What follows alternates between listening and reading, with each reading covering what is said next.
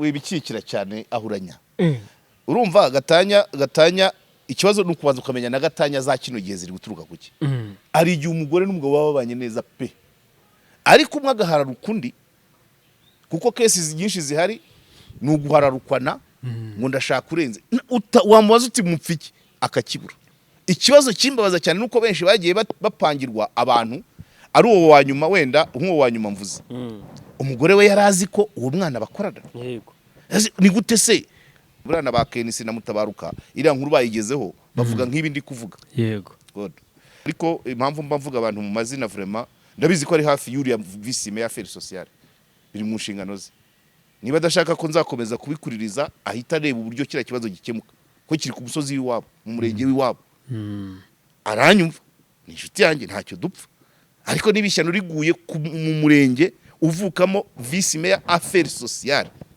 ni ikibazo yego ni ikibazo n'abandi babyumve yego kandi iki kibazo wikwikiriza mbabaye kuko hari abantu basigaye birwa basaba abantu audio ukumva yafashe imitsina ngerekana nabivugira ari n'uwambwiye ngo muhe audio ami 50,000 audio yitse yambajije ibintu kamuvuge nakazi yambajije ibintu ariko akambwa ngo musubize muri audio byanze bikunze none icyantunguye cyane byo nkahita ngira ubwoba. Yes, bakunzi ba KOP turabasuje kandi tubaye ikaze mu kiganiro cy'uyu munsi turi kumwe na mwarimu wacu nk'ibisanzwe. Mwarimu waramutse neza? Naramutse. Cyumweru turagisoje. Yego. Umeze utese? Pasika nziza ahubwo. Umunsi wa gatanu mutagatifu. Pasika nziza kuri twese. Ni cyumweru cyagenze gute? Bisanzwe rwose. Bisanzwe ko ntabwo ndi mu kazi. Ndi mu kiruhuko. Ni konje se? Ni konje yakomerejeho. Ni konje yakomerejeho. Izarangira se? Izarangirana no kwa kane. Nyuma yo kwa kane nibwo azatangira akazi. Amakuru azaba ari mashya. Nabonaga hari abahungu bari gusenga nabo. Ni uburenganzira bwabo. Ni uburenganzira bwabo ariko basinze aho baba bakuye amakuru. Yes, ariko amasezerano yose agira uburyo arangira. Nta gitangaza kirimo rero. Makuru se baba bavuga ibihoha se cyangwa baba bavuga ukuri? Biterwa naho baba bayakuye. Yaho bayakura hose. Ahubwo si cyo mbaza aba ari ukuri cyangwa bari ibihuha. Nyine bitewe naho bakuye amakuru ashobora kuba kamvuge ngukira mu itangazamakuru ziko tugira icyo bita topic ariko topic ikagira angle nyinshi so topic yo kuba ntari gukora iyo niyo yego hanyuma angle zo kumenya kwirukanwa guhagarara konje ibyo nibyo bagenda bavanga okay naho kuba ntari gukora byo birumvikana kuko buriya ikiza cya radio hari umugabo witwa Jonathan kera dukorana inyarutarama bajyaga bamubaza abakoresha akamaza ngo ariko ngo abo mukorana bari hehe twakererewe akabazo none ubundi radio ikora bucece ati ubwo niba mutamwumva ntaraza ntabwo rero umunyamakuru wa radio ntabwo ushobora kuvuga umunyamakuru wa radio ikiganiro cye gicaho live ntabwo wakwirwa ubaza ngo ari hehe kandi ntabwo hari tu simple nuko yabimeze ibyo ribyo bihari ntabwo ndi gukora. Yego uri umuntu wemera Pasika? Mekoma si n'uburenganzira abemera burya nta mpamvu. Yambajijeho yangiye nyihorera ntabwo nza kuri kamera kwerekana imyemerere yanjye ariko beneyo heshima kwawo yako kandi nahangaho urabizi ko ari mu bwatsi kwa padiri none ubwo igihe cyose utarambuka umugezi uzirinde gutuka ingona ayinya naho ako kantu rigeze kukababwira abahungu baragakata ako kantu wicaye mu butaka bwa padiri uratangira kujajinga pasi noneho ako kantu kagakwavu kanje kagakunda kubi agakwavu kagahungu agahungu kawe iyo akagezeho ajya kareba arakareba cyane ngo ingona yumvamo akantu k'ingona nyine akumva karasekeje cyane iyo utarambuka umugezi ngo wirinda gutunga agatoki ingona winayirakaza. So rero ubaha ahantu turi niko bimeze. hari inkuru mu gitondo nabonye y'umwana w'umukobwa ku myaka y'19 bafite abana babiri. Ku myaka 14 yari abyaye wa mbere. Yego. Arimo aratabaza ntago biba bimworoheye, ni hano Igicumbi. Iyo nkuru ugeze uyibona? Gusa se kandi nzajyayo. Nzajyayo. Iriya nkuru katuyirebe mu buryo butatu. Buryo butatu. Ubukungu, kuboneza urubyaro, imiyoborere.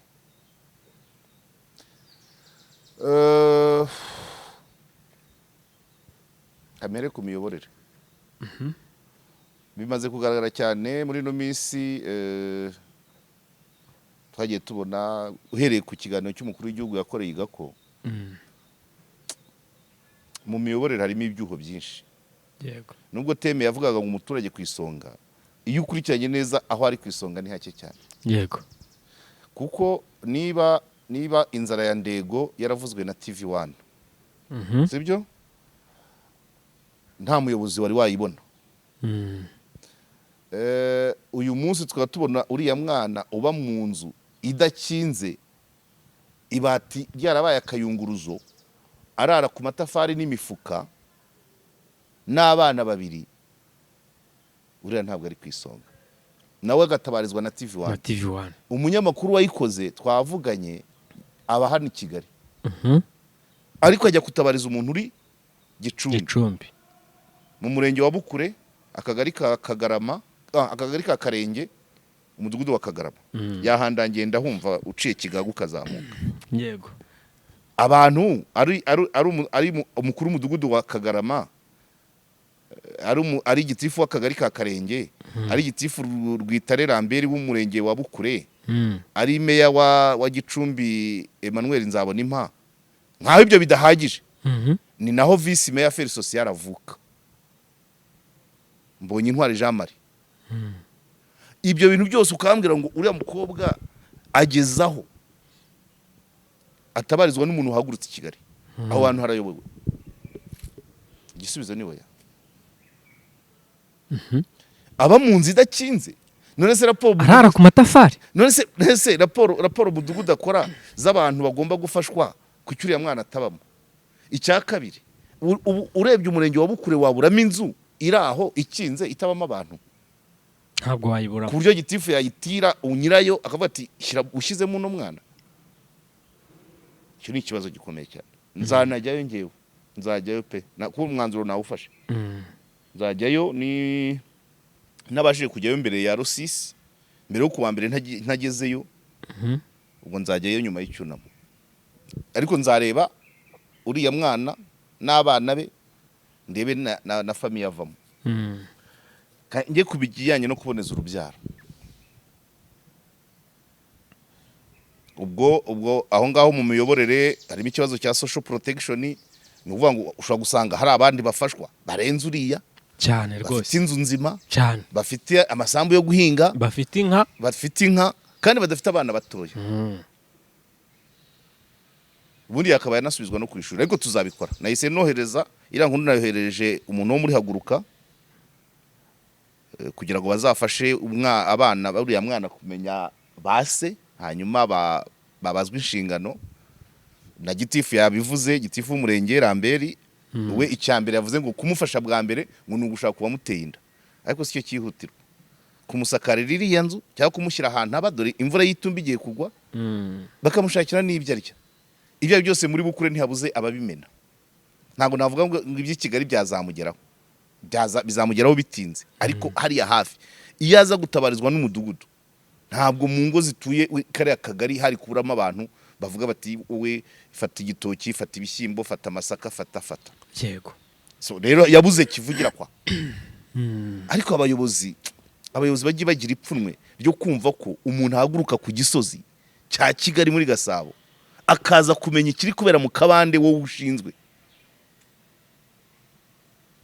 sibyo ahantu henshi mudugudu mu cyaro ba mudugudu mu cyaro nta kandi kazi bagira sibyo yego wenda bari umuhinzi umworozi cyangwa se ari umufundi waho hafi ariko nibura igice nyuma ya saa sita abahari abatembera umudugudu we sibyo yego nkanjye mudugudu wanjye tubonana nka gatatu ku munsi bikabije ntabwo ndarenza iminsi 2 ntarabonana nawe kuko nawe abagenda nubwo yavunitse agendera ku mbago ariko akareba abana akamenya uyu ntiyiga akamenya uyu ntiyakarabye akamenya abakinira mu muhanda amakuru yose none uriya mudugudu wa Kagarama urayobowe koko niba uyobowe uriya mwana baramwirengagije kandi uriya mwana azi ubwenge wumvisha ukuntu asobanura ibintu cyane kunasobanura arabizi inzira zose yanyuzemo cyane azi kuzisobanura ntabwo ari wa wundi ubona kamera akarira cyangwa akagera ute agenda asobanura akagenda bivanga kubera yerekana inzira yatewemo inda ati kubera umuryango wacu utishoboye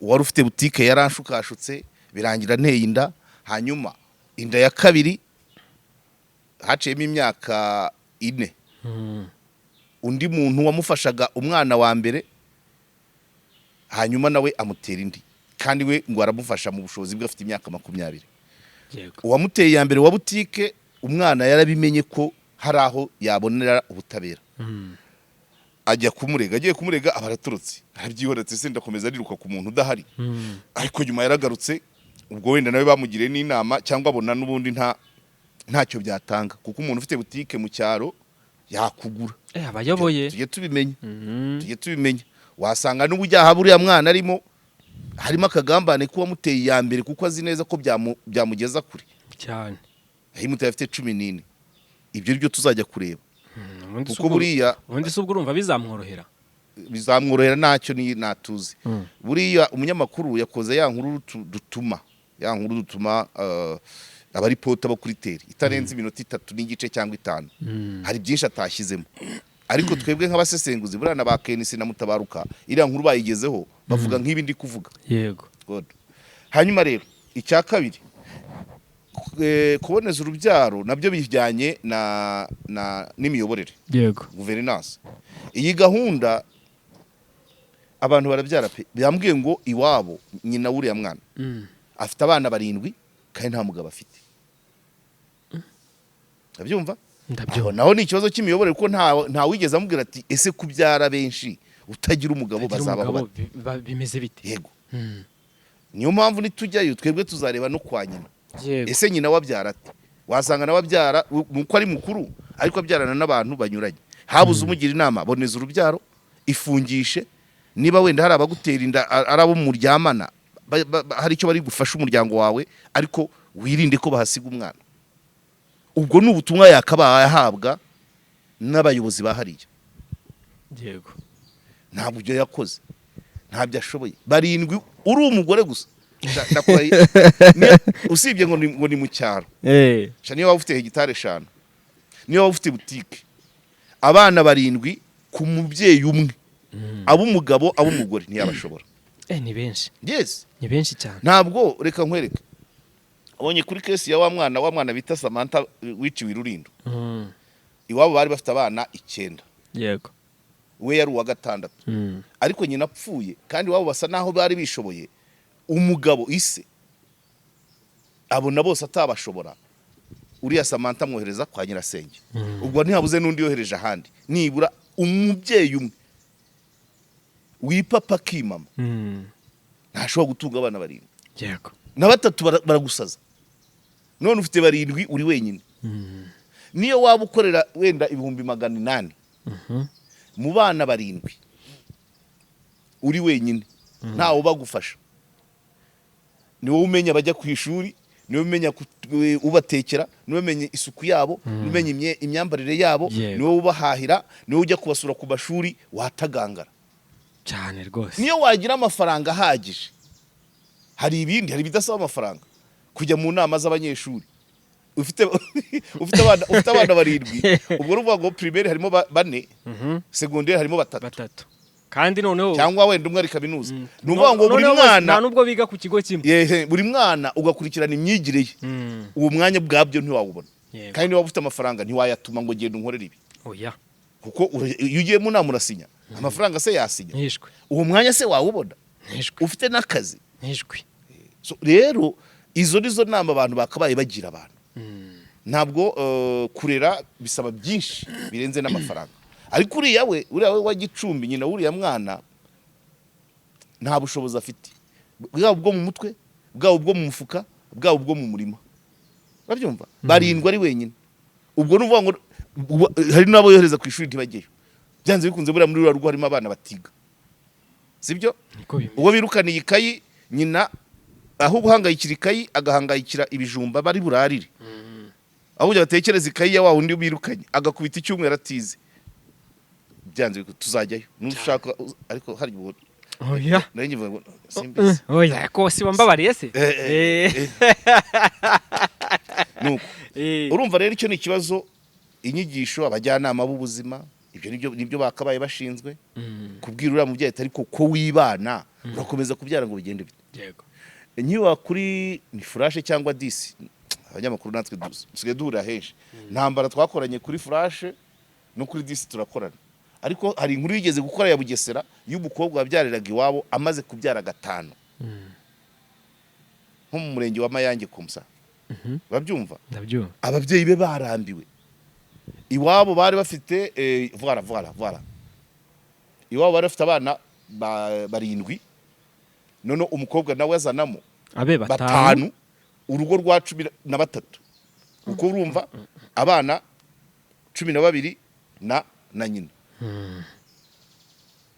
Ibyo kuvuga ngo haje ibintu by'uburenganzira, hari n'uwo bibwira iyo bigiyemo nabi cyangwa utabishinzwe ahita avuga ati ko ari nge nzabarera hari icyo nzakubaza.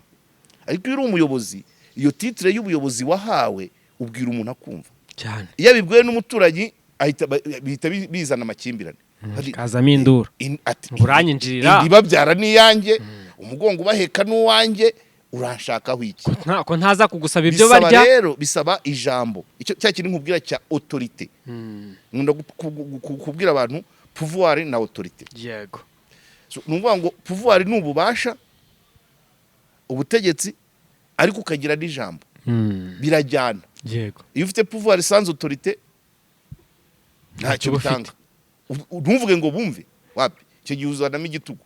Iyo ufite autorité nta pouvoir bizana amatiku.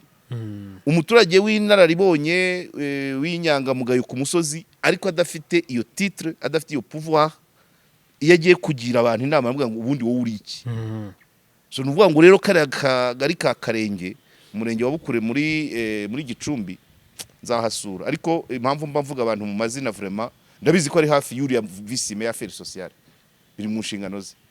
Niba adashaka ko nzakomeza kubikuririza ahita areba uburyo kira kibazo gikemuka, ko kiri ku musozi w'iwabo mu murenge w'iwabo. Aranyumva, ni inshuti yanjye, ntacyo dupfa. Ariko nibishyano riguye mu murenge uvukamo vice maire affaires sociales, ni ikibazo. Yego, ni ikibazo. Hanyuma rero ikijyanye n'ubukungu birahura na nyine n'ubukungu birahura nuko kuntu abantu nta nyigisho tubona cyo kugira ngo twubake imiryango ijyanye n'ubushobozi bwacu.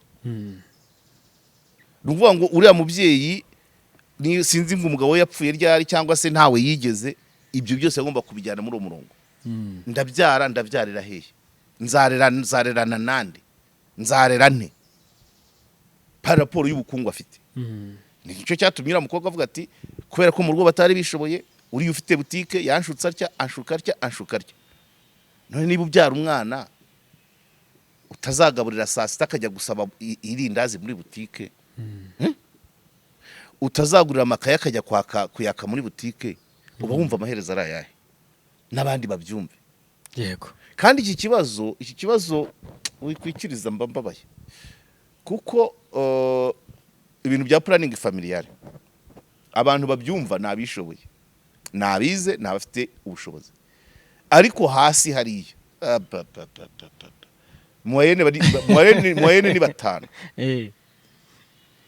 akareba ngo iwacu batubyaye turi 10 bangahe muri hegitari 10 twari dufite mu nka 20, wowe uraho nta n'ihene niyo yayigira yaba ari imwe. Inka nayo wenda n'inka gira inka bamuhaye yego agakomeza umuryango wakagombye kwicara waguka according to ubushobozi umuryango ufite. Niyo mpamvu slogan ivuga ngo tubyare abo dushoboye kurera. Hari abashoboye kurera na 20 ariko ntibarenze 3 cyane rwose babyumva.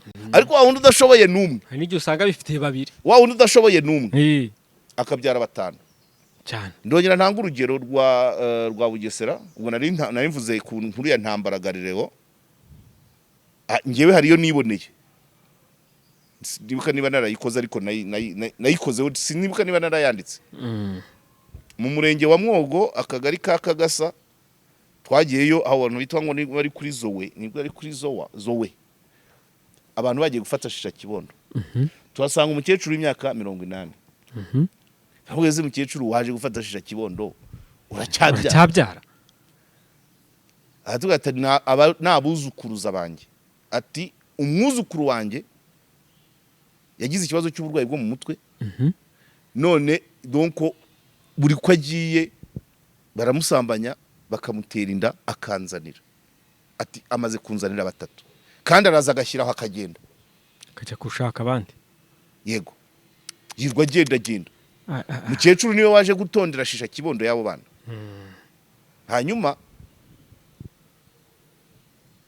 wa mukobwa icyo gihe udibuka mbikoraho, twabajije warushinzwe ubuzima mu karere tuti kuki uyu mukobwa ufite ikibazo cy'uburwayi bwo mu mutwe mutamubonereza urubyaro. Batubwira ngo itegeko rivuga ko nta ubonereza undi urubyaro ku ngufu. Umuntu ufite ikibazo cyo mu mutwe, umuntu utagejeje imyaka kuki atafatirwa umwanzuro. Yego kuko urumva amategeko vis-a-vis y'ikibazo yateje. Mukecuru yarangije kubyara, arera uwo mwuzukuru we, umwuzukuru agira ikibazo cy'uburwayi, none umwuzukuru ari kumuzanira izindi sharije. Mukecuru ntabashoboye. Yego yenda yabatekera, yabakarabya se, yabakosorera homework se, yabajyana ku ishuri se, ngo kubera ko hari itegeko rivuga ngo nta kubonereza umuntu urubyaro ku ngufu. Icyo ufite ikibazo se cy'uburwayi tugahora mu bibazo ngo kubera inyunguti cyanahinduka. Urabyumva? Yego icyo gihe Mwogo nahasanze undi, ubwo ndacyavuga ibijyanye no umuryango ujyanye n'ubukungu dufite. Harimo undi mudamu nawe wari waje gufata shisha kibondo ukiri na mutoya w'inzobe. Yego ariko yafataga shisha kibondo y'umwana nawe arwaye bwaki, ibirenge byarabyimbye, ngo umugabo yaramutaye, yarakiri mutoya. Kuko ibyo bintu ndumva nabibajijeho ndera manza nabikozemo inkuru. Hanyuma uwitwaga Kadafi sinzi ikintu yarashinzwe ku karere ariko ubu n'igitifu w'umurenge arambaza ngo mpamurangire. Byose ni mu murenge umwe wa Mwogo, akagari ka Kagasa, ngira ngo niba mbyibuka neza. So ibyo bintu byose rero ni cya kibazo cy'inyigisho hasi. Dufite ikibazo, ejo twarimo tubivuga hano muri Sainte Famille, turi na transparency.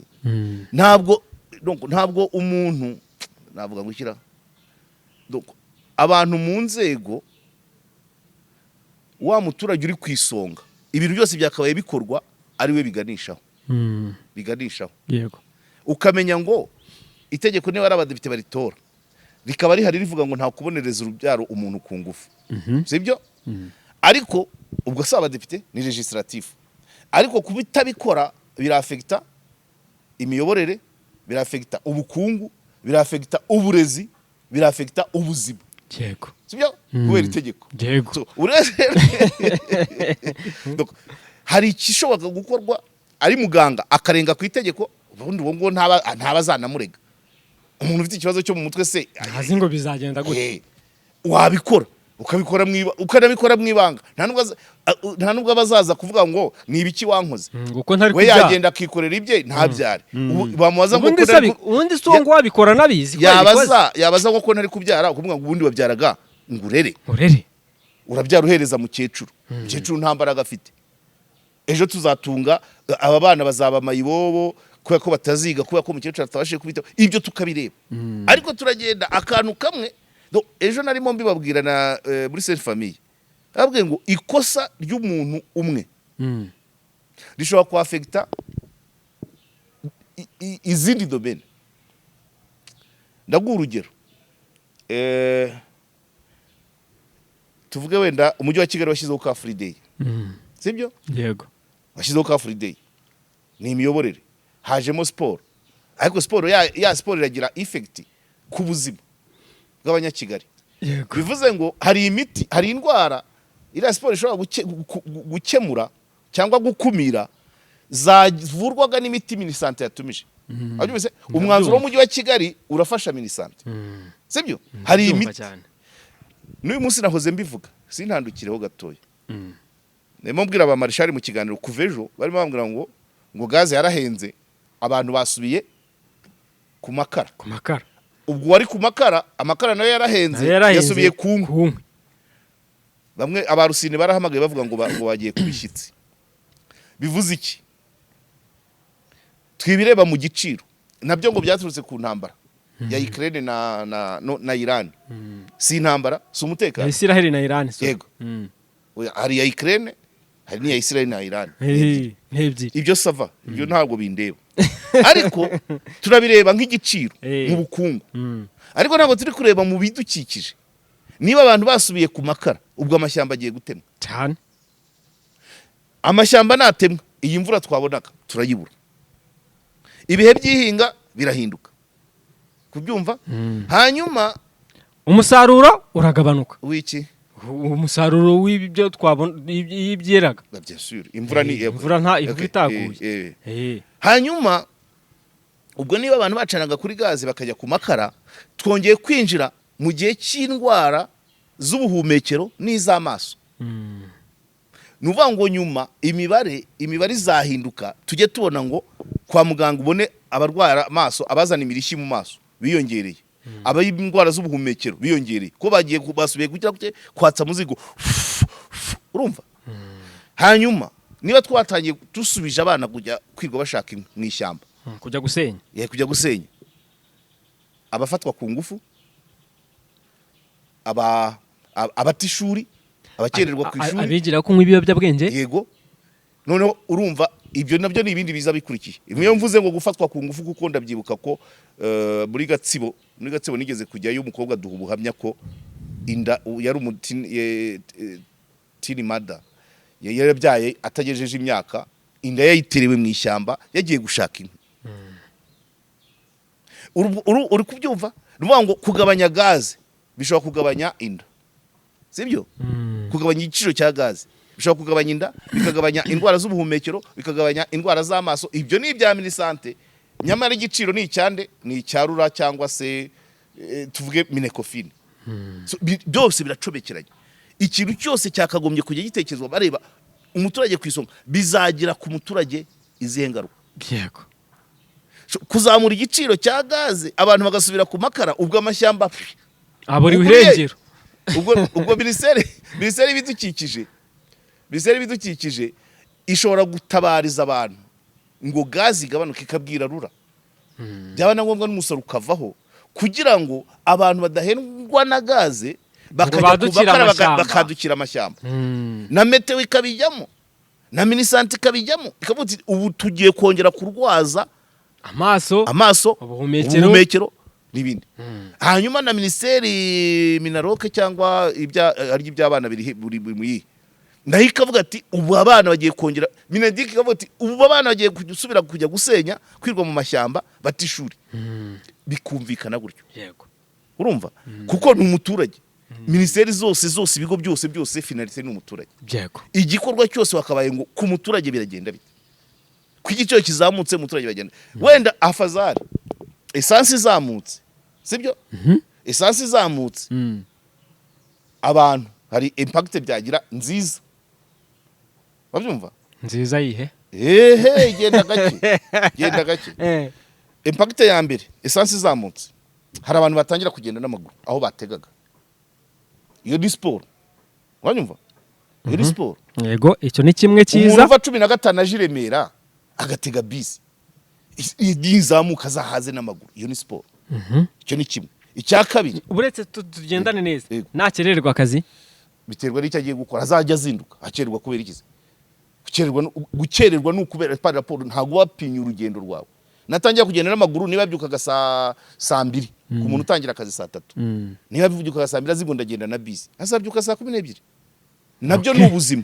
dukomeze urugendo rwa saa 12 buretse gatoya urugendo rwo mu rukerera akayaga kaba gahari ntabwo ariko kugenda muri bisi ya saa 3 izuba ryavuye ntabwo ari healthy kurusha ugenda n'amaguru wazindutse noneho mu rukerera hari akayaga keza.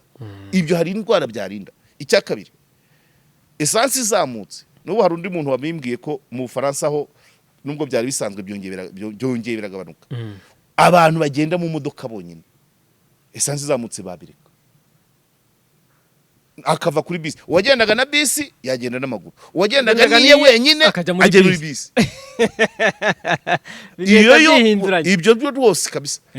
Wenda bakadohorera transport y'ibicuruzwa. Imodoka zizana ibirayi, izizana umuceri, yego. Nayo mabisi ntacyo. Ariko aho naho nta kubera nibura niba abantu ibihumbi bingahe bagendaga na bisi. Igiciro cyazamuka niyo byari 5,000 bigenda na bisi ku munsi hakava igihumbi kigenda n'amaguru. Ubwo fagitire ya minisantre yahita imanuka cyane. Ayinya minisantre imiti yatubizaga iraba biki kuri ya mituwele turi kuvuga ngo yarazamutse kandi mituwele ubu ntabwo aseguke mituwele turahendeza ngo yarazamutse ariko kubera ko tutigishwa uburyo bwo gukumira indwara. Ako ka siporo iyo nyandungu iriya green carpet yo kuri golfu bigakoreshwa urabyumva abantu bagakumira indwara cyane cyane ko niyo miti yahenda itahenda ntabwo ikorerwa mu Rwanda kunyumva tikukumva. So umuntu ashobora gukumira indwara muri we abyikoreye aho kugira ngo yirere bajeyi umubiri awurere bajeyi bizatuma kenera umuti atikoreye atakorewe n'igihugu cye wakozwe n'amahanga. Iyaba tugeze kuri urwo rwego nuvuga ngo hari ibyo wakora ugakumira indwara kuri wowe. Yego. Si sawa? Ni sawa cyane. Hanyuma nizaba zije nibura ukaba ufite umuti mu gihugu cyawe. Yego. Nuvuga ngo hari ibyo udakora bigatuma urwara kandi ugakenera umuti w'ikindi gihugu ugiye guteza imbere. So niyo mpamvu ibi bishanga bari gutunganya izo za green carpet izo car free day byose buriye fagitire muri minisantre niwo wabyumvira iri kugenda igabanuka kabisa. Ntabwo babivuga ejo ni twatandukanye nkubwira ko numva umutwe utameze neza se sinagiye nuyumva akakayaga ko hari amukiyovu nkagera wameze neza ngiye mitanje nyandungu na nimugorana narindi nako kanya babyumva. Ibyo rero izo nyigisho nizo zakabaye zizi imbere aho kubyigana na mitiwele aho kuvuga ngo ibiciro by'imiti byarazamutse higishwe gukumira indwara kuki ukenera ubundi kuki ukenera imiti bundi. Hari ibishoboka ugeze mu zabukuru rarara ibindi hari ibyo utakumira ariko hari indwara zakwirinda. Yego. So nibyo rero umva ubwo bitumye nzana shene mu miyoborere yuriya mudugudu na kare kagari ka Karenge muri Bukure ya Gicumbi. Ubwo sindenze kuko nabari abana uriya mwana nawe n'u Rwanda sibyo aho yakabaye yiga ngo azayobore kare akagari mu myaka iri imbere. Ubwo kare akagari bazajya gugashakira umuyobozi hakuno irutunga kuko ababukure batari kwiga bari kwiga haroro ibyo byose nta muntu wiyigira hoya wigira igihugu uzagifashe gukemura bimwe mu bibazo nibyo. Yego. Reka tunasoreze kuri iri somo. Hari nk'abantu baba bashaka gatanya nkaho bakabinyujije mu nzira z'umucyo bakabinyuza mu nzira za maguye bakohereza nk'ubu bagahita yohereza nk'umuntu kwa mubyara we ngo genda mugire ibi n'ibi ufata amajwi n'amashusho unyoherereze nzabona ikiziriki ntabwo wibikikira cyane ahuranya. Urumva gatanya ikibazo ni ukubanza ukamenya na gatanya za kino gihe ziri guturuka kuki. Ari igihe umugore n'umugabo baba babanye neza pe ariko umwe agahararuka undi kuko kesi nyinshi zihari ni uguhararukwana ngo ndashaka urenze wamubaza uti mupfiki akakibura akagihiga akakibura pe. Yego. Noneho iyo ntacyo bapfa gifatika ashaka bya bimenyetso. Mfite kese 3 nubwo uri guca iruhande. Bamwe baba bashaka kujya gushakana n'abadiaspora, abandi bavuga ngo maze kwiga, maze kugira ibishuri byinshi, uyu nguyu yaracyari hasi, abandi ati maze kugira ibifaranga byinshi. Ejo nabonye ikiganiro, nubwo nabonye ntongeye kukibona, ikiganiro cya kuri Bosco Empire, yari nka filime. Erega ya mafilime twagiye tureba manza ari kutugaruka tumaze gukura. Yari nka filime ndende ashaka kwerekana ibya wa mwana wa mukobwa wa Samantha wishwe n'umuhungu Angelo nawe akahita yimanika.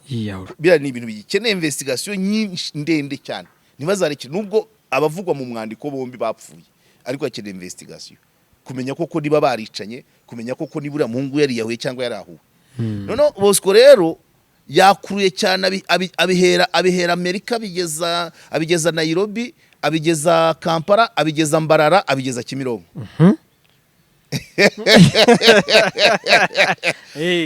Aho bihurira byose harimo abantu badashaka kubana nabo, babuzwa cyangwa bashaka kujya kubana n'abadiaspora. Harimo case y'uwitwa Tom na Betty, abanza ari Kampala, abo ngabo ni Kampala. Uwo Betty afite umugabo ngo ushaka kujya gushaka n'umudiaspora. Ngo babaga Kampala, umugabo akajya ajya muri business South Sudan, ageze aho agumayo muri izo nzira yamaze gucudikana n'umudiaspora, ariko ashatse gatanya arayibura. Ayibuze yohereza kuko nta kimenyetso. Yohereza mubyara we Tom, ajya gutereta Betty. Empire nukumanza cyakimaze iminsi 3, ariko wa udi Tom agenda ari gatumwa afata na video amajwi n'amashusho. Pe rwambikanye neza. Ariko umugore ubwo nyine turaza kwigisha, umugore wemera kuryamana na mubyara w'umugabo we, azaba byara amabanga bagirana, nabwo harimo ibindi. Yego nyine ntago bihora ari bimwe, ariko yari gukeka cyane ko niba procedure ya gatanya yatangiye byasaba kwitonda, kwigengesera cyane rwose. Indi ubwo aho nari mvuze Mbarara ho ni umuntu yavugaga witwa James na Joyce, babyumva. Umukobwa witwa Joyce akundana n'umuhungu witwa James. Noneho iwabo barari avance y'inkwano, $5,000 by'amadolari, ni ni 7 n'igice. Iwabo baraziriye, kandi umukobwa we acometse kuri James. Noneho bashatse umukobwa abimenye ko iwabo bariye avance, baza ajya ahungira kwa James. Ahungiye kwa James, bajya gushaka polisi ngo bafunge James aracika. Acitse baza gusohora wa mukobwa ku ngufu mu nzu ya James. Yego. Urabyumva ibibazo abana bari guhura nabyo? Ndabyumva cyane. Ibyo ni nabyo Bosco Empire yavugaga ko bifitanye isano n'ababandi. Hanyuma indi case nayakiriye ejo bundi rwose, nta byumweru bibiri bishize, n'umugabo w'inshuti yanjye. Umugabo rero nawe, uwo mugabo yagiye, n'umugabo uri muri procedure ya gatanya nawe n'umugore. Ariko umugore kuza kumbwira ibye, ambwira ko hari umwana yareze. Yego. Wa mukeba we wamubanjirije. None ambwira ese uwo mwana nyina ari hehe? Ati nyina yatandukanye n'umugabo wanjye. Byagenze biti? Ati umugore yari umugore witonda pe.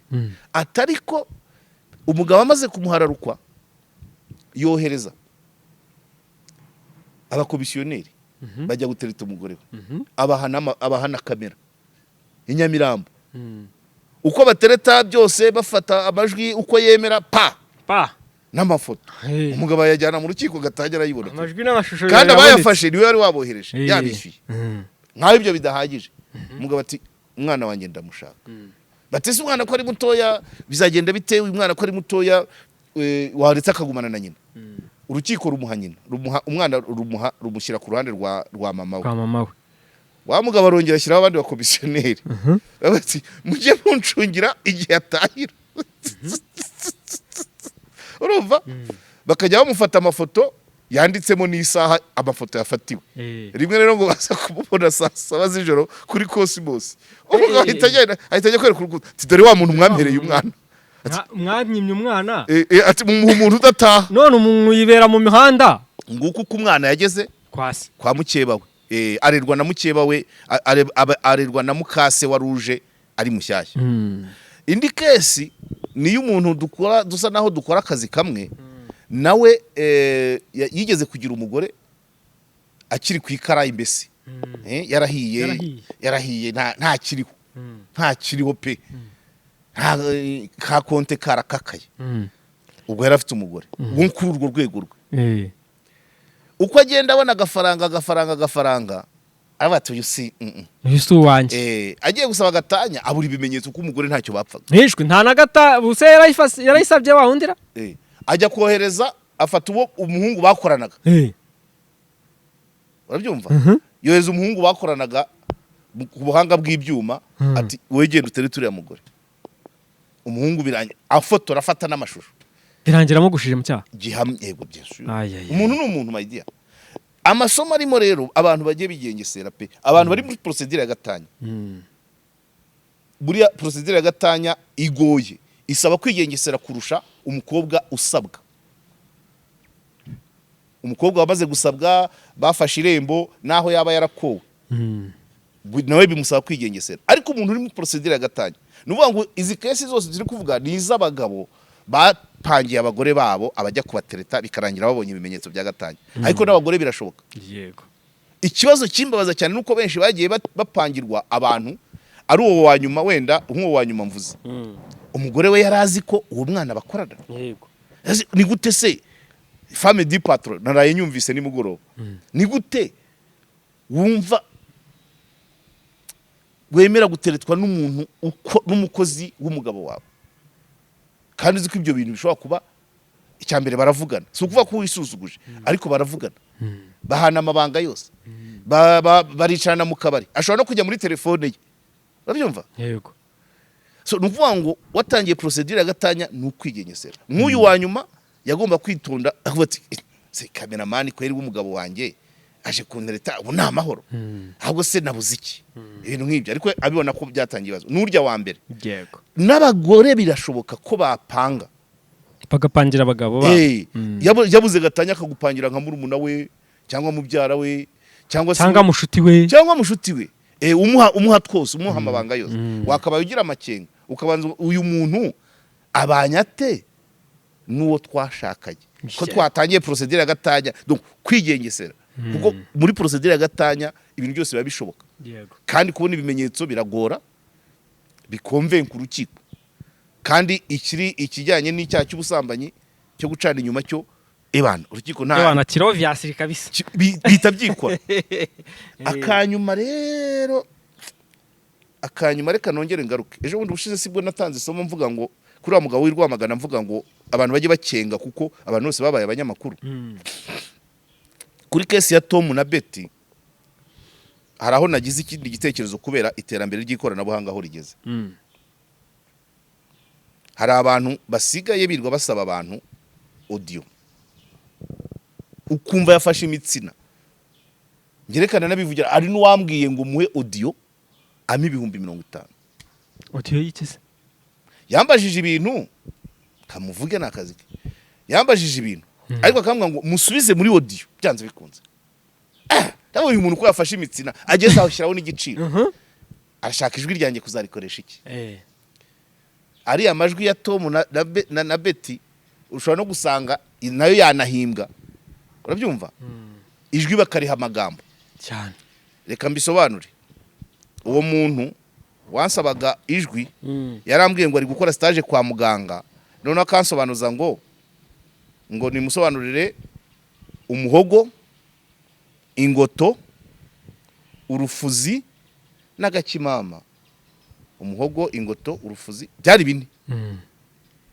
ngo mbimuhe muri audio yego ndavuga se umuntu utsimbarara kuri audio komba ndi muri studio biti navuga nti se wagushakira link ukisomera ngo oya ngo na link wayimpa ngo ariko audio niyo nshaka cyane ngo ndaguha 50 yampaye aheza atagiye kwishyura ese bundi yabuze undabaza none icyantunguye cyane byo nkahita ngira ubwoba nabibwiye Dani neze mbona kwijwi ryanjye byanze bikunze ashaka kurikoresha yego ariko n'ubuswa yakagiye no kuri KOP n'ahandi hose mba nanyuze uwo muntu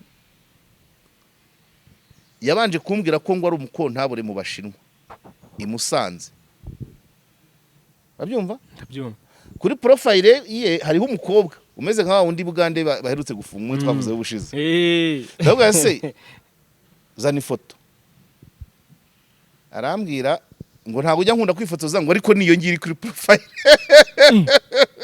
karabaye ndabaze se ukora iki ngo mbimusanze ngo ni umukontabure mu Bashinwa birarangira mvanamo byose ndasiba ejo bundi rero hashize nk'ibyumweru 2 abari bwo ambwira ngo ndi muri stage kwa muganga bari kumbaza nkura mu rujijo bari kumbaza ngo manza ni umuhogo ingoto urufuzi akandi ntagaki nkanka hari ibintu nk'ibyo ko narabisibye ese none ngarura ubwenge ravuga se ubundi ko ntabure wo mu Bashinwa yagiye muri stage kwa muganga gute hapo natinya mugana na Jean Paul ni pareke ari umutekamutwe we yari yaribagiwe ibyo yambwiye urabyumva yari yaribagiwe ibyo yambwiye cyangwa se akabazi ko nanjye wenda ndikiwerewere ntabasha guhuza abajya muri stage yo kwa muganga ko ntabure muri stage kwa muganga sino muri banke nibura bana mbagize ubwoba ngira Dani ambwa ati byihore cyagiye twagiye igihe turi Nyamirambo nibwo yari mabimbwira byatumye nongera gutekereza cyane rero bantu uwo bitarabaho ejo byamubaho cyangwa se nta wamenya AI yaraje gufata ijwi ry'umuntu ukariha amagambo birashoboka yego AI nta kidakushobora ubu no kwitonda yego so nicyo ngicyo ako nari nkibagiwe kamaze iminsi kandya niba kurikira ibiganiro byanjye bwo yumve ko byarangiye yes Premium Construction Group aba engineer beza cyane babahanga baba professionnel bakora kinyamwuga iyo ufite ikibanza cyawe baraza bakagipima bakakubwira ngo iki kibanza kirajyamo inzu ifite ibiro bingana gutya iki kibanza cyawe kirajyamo inzu yubatse muri ubu bwoko iki kibanza cyawe ibintu byose bakabigusobanurira urumva nabajyanama beza naho ibyo bidahagije iyo uri mu diaspora noneho wishakira amasaziro aho kujya uruhukira waje muri Afrika uboherereza ifaranga rike mu byiciro ntabwo yabaha yose inzu yawe bakayiguhereza ari umunyonyo isa neza cyane pe urumva rero ni abahanga cyane bakorera hano i Remera mu marembo ya REB munsi y'umunara iyo hageze rwose uhita ubahamagara kuri 0 ni imbere y'umunara uhageze uhita ubahamagara kuri nimero yabo 0784 42 cyangwa 078559 80 bafite n'ishami i Rusizi naho rwose risavinga abanyamasheke Karongi na Bukavu nta kibazo yego uyu munsi ni umunsi mutagatifu wa Pasika gatanu mutagatifu dufite konje kuva uyu munsi kugera ku wa kabiri ubwo nyine urumva ko Vista Kigali irabyitegura igihe cyose abantu bari mu biruhuko batari kujya mu kazi Vista Kigali bayiteguye kubaherekeza muri iyo konje kandi ngo babe bameze neza cyane niyo ntego muri Vista Kigali kuva kuri uyu munsi ejo kwa gatandatu ku cyumweru kwa mbere kwa kabiri Mistano ni myinshi Vista Kigali mwitegure neza rwose abakiriya bagiye kuboneka na ahantu heza cyane rwose muri Vista Kigali na ahantu bafite sale nziza z'inama ahantu bafite igikoni cyiza cyane bantu mushaka kujya kwenjoyinga ikonje Mm. munyarukireyo hari agakoko gapfuriweho Yego. agahene kabagiweho Yego. agakwavu gahigiweho Agafi agafi karobeweho. karobeweho Yego. agatoki gatemeweho Yego. ibintu byose biba bikiri fresh Fresh kabisa. kandi bakagira mucoma Pasika mwiza gusohokana abana kuri Pasika. bakagira mucoma mwiza uzi kubitunganya rwose W'isuku. kandi ufite isuku n'ikinyabupfura Yego. bakagira abaseriveri beza babizana bambara neza cyane bakaberwa. bakaberwa bakagira ibyumba byo kuryamamo Yego. ni icyumba Kuruhukira. gifite saro ni aho kuruhukira icyumba gifite saro nk'ibyo bidahagije kikaba gifite n'akabaraza wabyuka ukajya ku kabaraza n'agasengeri Wicara ku rubaraza. warangiza ukajya kwikinira akabiyari keza cyane Yego. Ukareba match. ukareba match kuri screen nziza cyane mbese muri Vista Kigali ibintu byose ni très bien bahamagare kuri 078 5 40 80 80. ni hano mu kizunguruko cyo kwa Nayinzira Yego. hageze rwose uri munsi y'umuhanda ukahita ubona tunabashima cyane Sostene Musonera nawe hari umukiriya yanshakiye uba hanze ahubwo nari nibagiwe nari namubwiye ko uyu munsi aribwo dushobora kubonana ndahita mwandikira mu kanya urumva ko nyine KOP ni umuryango bimwe bicometse mu bindi umukiriya umwe azana undi kuko hari n'undi wigeze kumpamagara ukora mu bintu bya shipping we yari yabibwiwe na Premium so urumva rero hano ni umuryango ubana neza ni abantu banyabo yego kuri KOP rero dufite inzu nziza hano Maranyundo yego za nzu rero hari icyahindutse inzu ubu yageze kuri miliyoni 65 ya none se twasize sarimo ibimashini bagiye gushyiramo kaburimbo kandi ya kaburimbo izazenguruka umudugudu igaruke ize irenge ku kibuga cyo kwa Sarongo ihure nuriya kaburimbo igarukira ku Gakiriro urumva rero niba bazakora umuhanda ntago bikanganye cyane bakaba barengejeho 5 ariko twari twababwiye ati nyaboneka nimugire vuba n'izisigaye uburyo bari kuzirangiza bihenze kurusha za zindi za mbere wabyibuka ko zimwe zirangiye ni izaguzwe hanyuma izitaragurwa bari kizikora ibikoresho rero nabyo bigenda bizamuka kubera ibibazo bihari ariko cyane cyane karaga kaburimbo nako kazamuye agaciro uzayigura ushobora no kuyigura bugacya bakaguha 80 cyane asante yego na hano heza cyane rero bawitegeye ikibuga cy'indege cya Bugesera hari view nziza cyane munyarukireyo rwose munahasure munareba izo nzu hanyuma mwitangira amafaranga yanyu mwibikeho inzu nziza cyane mwari mu ndagushimiye cyane asante ibiganiro byacu kuri KOP byo nakagaruka asante